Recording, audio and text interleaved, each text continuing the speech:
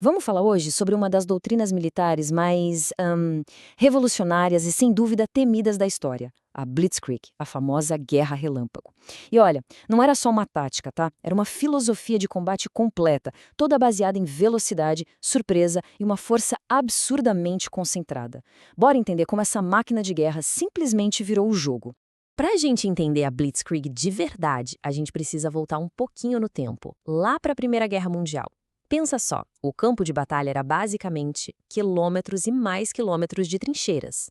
Avançar era uma questão de metros e isso custava milhões de vidas. A Blitzkrieg, então, nasce como uma resposta direta a esse impasse, a essa guerra parada e sangrenta. E a mudança de mentalidade aqui nossa, é gritante. A gente sai de uma guerra de desgaste, sabe? Aquela coisa de esgotar o inimigo aos pouquinhos para uma guerra de velocidade. Agora, a meta era paralisar o inimigo psicologicamente, antes mesmo que ele tivesse a chance de reagir. Foi literalmente uma quebra de paradigma. Beleza, então como é que isso funcionava na prática? Qual era o conceito central? A grande questão era como evitar as trincheiras. E a resposta alemã foi genial e brutal. Não era sobre contornar, mas sim sobre perfurar as linhas inimigas. Imagina um soco com toda a força concentrada num único ponto. E essa ideia tem um nome bem específico em alemão. Essa palavra é Schwerpunkt. A tradução seria algo como ponto de esforço principal. Mas o que é realmente fascinante aqui é a disciplina que isso exigia. Em vez de espalhar as tropas, sabe, numa frente ampla, a doutrina mandava focar absolutamente tudo. Tanques, artilharia, apoio aéreo, tudo num único setor, o mais vulnerável, para garantir uma ruptura limpa e decisiva. E uma vez que o Schwerpunkt funcionava, era como um efeito dominó. Três coisas aconteciam uma atrás da outra. Primeiro, a ruptura. A linha defensiva simplesmente quebra. Segundo passo, o envolvimento. E aqui está o pulo do gato. As unidades blindadas não param para lutar. Elas avançam fundo, lá na retaguarda do inimigo, cercando tropas, cortando comunicações. E isso leva ao terceiro e talvez o mais importante passo: a paralisia. O inimigo fica totalmente confuso, sem ordens, e o colapso é, bom, inevitável. Então fica a pergunta, né?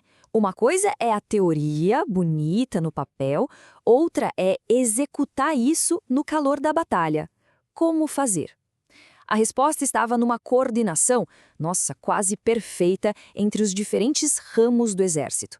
Eles tinham que agir como um único organismo, rápido e mortal. Essa execução era tipo uma sinfonia, com três partes. As duas partes que todo mundo via eram, claro, os Panzers, a ponta da lança blindada que simplesmente não parava de avançar, e a Luftwaffe, a força aérea, que funcionava como uma artilharia voadora para limpar o caminho. Mas tinha um terceiro elemento. Um elemento menos óbvio, mas que era a cola que unia tudo isso. E o ingrediente secreto era o rádio. Pode parecer bobagem hoje em dia, mas naquela época isso foi absolutamente revolucionário. Pensa só, quase todos os tanques alemães tinham rádio. Isso permitiu que os comandantes em campo e os pilotos se coordenassem, mudassem os planos em tempo real, no meio da bagunça. Essa capacidade de se adaptar na hora era algo que os aliados simplesmente não tinham no começo da guerra. Bom, é claro que uma doutrina tão ousada precisava das ferramentas certas, né? E o equipamento não podia ser só poderoso. Tinha que ser rápido, confiável e feito para trabalhar em conjunto.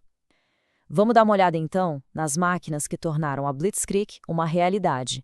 No coração de tudo isso estavam os tanques Panzer, especificamente os modelos 3 e 4.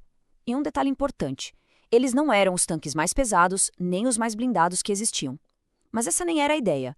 O foco total deles era o equilíbrio perfeito entre velocidade e poder de fogo. E eles trabalhavam em dupla, com papéis que se completavam. O Panzer III era o caçador de tanques, feito para ir para cima dos blindados inimigos e destruir. Já o Panzer IV era a ferramenta de demolição. Com seu canhão maior, era perfeito para destruir casamatas, ninhos de metralhadora, dar aquele suporte para a infantaria. Mas o grande diferencial dos dois era esse número aí, 40 km por hora.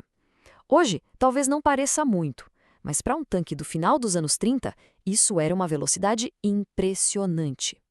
Isso significava que as divisões Panzer podiam cobrir centenas de quilômetros em poucos dias. Era muito, mas muito mais rápido do que qualquer inimigo conseguiria reposicionar suas defesas. Agora, olhando para o céu, A ferramenta principal era o Junkers Ju-87, o famoso Stuka. E ele não era um bombardeiro comum, daqueles que soltam bombas de qualquer jeito. Ele era um bombardeiro de mergulho. Pensa num bisturi aéreo, capaz de atacar com uma precisão cirúrgica alvos bem pequenos. Uma ponte, um bunker, até um único tanque. E o Stuka não era só uma arma física, ele era, acima de tudo, uma arma psicológica.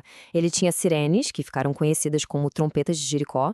Conforme ele mergulhava, o vento acionava essas sirenes, criando um som agudo, crescente, aterrorizante. O objetivo era quebrar a moral das tropas lá embaixo antes mesmo da primeira bomba explodir. Só que aí a gente tem um problema de lógica, né? Pensa comigo. De que adianta o tanque avançar 50 quilômetros num dia se a infantaria que está a pé leva horas, talvez dias para chegar lá? O terreno que foi conquistado fica totalmente vulnerável.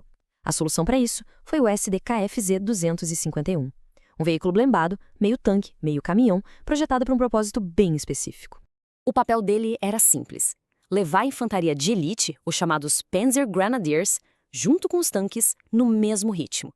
Ele protegia os soldados do fogo inimigo e garantia que, no momento em que os Panzers tomassem uma posição, a infantaria já estivesse ali para ocupar, defender e consolidar o avanço, sem deixar brechas. Então, com a teoria e as ferramentas todas alinhadas, vamos ver como isso funcionou na prática, no campo de batalha. Porque o sucesso inicial da Blitzkrieg foi uma coisa espantosa. Mas, como vamos ver, ela também tinha limites muito, muito claros. E o maior exemplo disso tudo, a grande prova de que a Blitzkrieg funcionava, foi a queda da França em 1940. O mundo inteiro esperava uma repetição da Primeira Guerra. Sabe? Com a França resistindo por anos, protegida pela linha Maginot, que todo mundo achava que era impenetrável. Só que o que aconteceu foi bem diferente. A resposta deixou o mundo de queixo caído. 6 semanas. Foi só isso. Em 6 semanas, a França, que era uma das maiores potências militares da época, simplesmente caiu. E como isso foi possível? Simples. Aplicando a doutrina à risca. O Schwerpunkt alemão foi focado na Floresta das Ardenas, uma região que os franceses achavam que era impossível de atravessar com tanques. Eles contornaram as defesas. Essa estrutura aqui resume bem a operação. Primeiro, um ataque inicial para desorientar, depois, a ruptura com os panzers, em seguida, a exploração com a infantaria motorizada e, por fim, a limpeza feita pela infantaria comum. Foi um processo metódico e absolutamente letal. Só que a Blitzkrieg não era infalível, e a sua maior força, a velocidade, era também o seu maior ponto fraco, seu calcanhar de Aquiles. Pensa bem, na Polônia e na França, com estradas boas e distâncias curtas, funcionou perfeitamente. Mas na imensidão da União Soviética, com aquele terreno horrível e um clima brutal, a logística simplesmente não aguentou. As linhas de suprimento, de combustível, de munição, elas se esticaram tanto que se romperam. A ponta da lança avançou rápido demais para o resto do corpo acompanhar. A Guerra Relâmpago mudou a cara da guerra para sempre, não há dúvida. O legado dela é estudado até hoje nas academias militares. Mas ela podia ser derrotada. E isso nos deixa com uma pergunta final para pensar. Sabendo de todos esses pontos fortes, e principalmente dos pontos fracos, como será que os aliados finalmente aprenderam a parar e até a reverter essa tática? Porque a resposta para essa pergunta, ela mudou completamente o curso da guerra.